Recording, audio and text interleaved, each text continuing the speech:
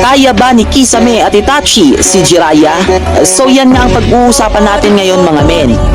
Well, ipapaliwanag ko sa inyo ng maigi yung analysis natin for today about dito. So madali lang ang topic natin na to guys. Basic. More on technical analysis tayo mga men.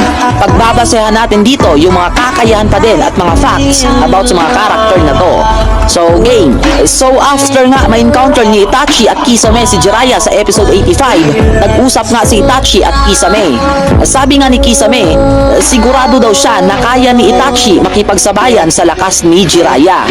Siya naman daw hindi niya kaya si Jiraiya kasi nasa ibang level nga daw ang lakas ni Jiraiya.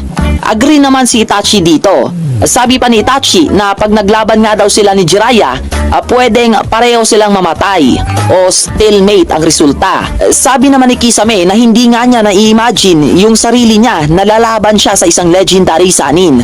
Pag kinalaban daw nila si Jiraiya, yung pangalang Uchiha Clan at ang Seven Swordsman of the Mist ay makakaladkad lang daw sa putik. So parang madudumihan lang daw yung pangalan nila. So yung translation na ginamit ko dito guys ay yung sa anime series para mas maintindihan. Anyway, sagot naman ni Itachi na kahit pa nga ganyan, even daw yung strongest heroes ay meron ding kahinaan. So yes, si Itachi ang tipo ng ninja na nagtitake ng precautions guys. Same kay Kakashi. So matalino si Itachi.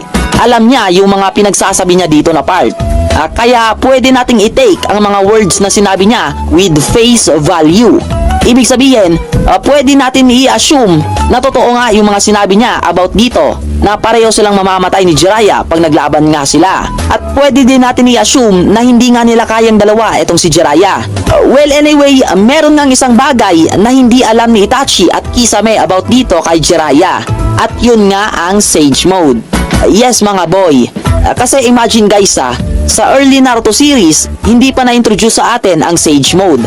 At malamang, wala ding alam si Itachi at Kisame about sa Sage Mode. Kasi, first time lang nila na-encounter si Jiraiya. At ni minsan, hindi nila ito nakitang lumaban in person.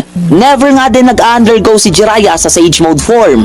Dahil ang rason nga niya daw ay pumapangit ang mukha niya at nawawala daw ang sex appeal niya. Kaya nga malamang, wala silang alam about sa Sage Mode. Ang punto ko dito guys is sa base form pa lang at titulo ni Jiraiya bilang legendary Sannin, nakakaramdam na si Itachi at Kisame ng inferiority. How much more kung nag-Sage Mode si Jiraiya sa time na to? Malamang hindi magagawang sabihin ni Itachi ang salitang pareha silang mamamatay ni Jiraiya. Bagkos, sasabihin niya na pareha silang mamamatay ni Kisame. So bakit ganito na lang ka big deal etong Sage Mode ni Jiraiya mga men? Una nga, sa base form Jiraiya versus Itachi at Kisame na full power. In my own opinion, madudurog si Jiraiya.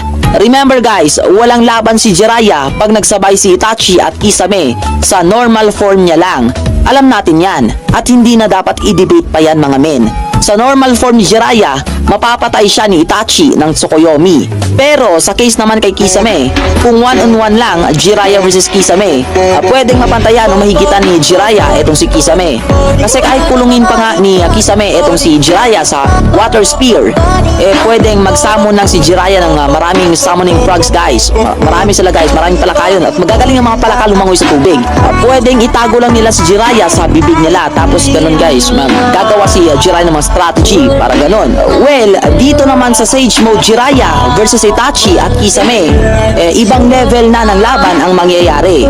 In my own opinion guys, kaya durugin ni Jiraiya si Itachi at Kisame kahit magsabay pa sila.